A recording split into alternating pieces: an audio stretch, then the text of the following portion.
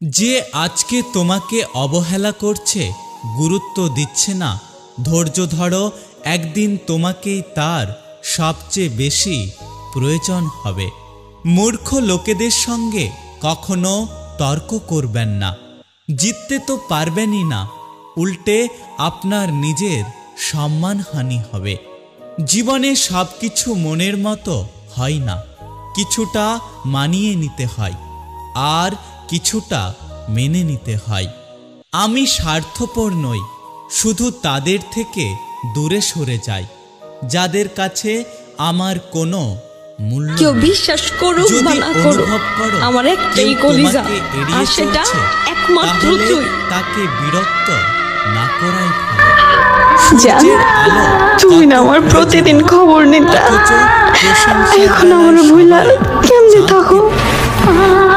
জীবন তো তাকেও কাঁদাতে ছাড়ে না যাকে হাসলে সুন্দর লাগে।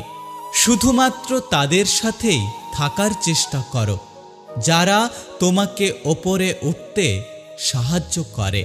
মানুষের চরিত্র হলো একটি দোকান, আর মুখ হচ্ছে তার তালা। তালা খুললেই বোঝা যাবে এটা স্বর্ণের দোকান নাকি কয়লার দোকান। হে প্রভু,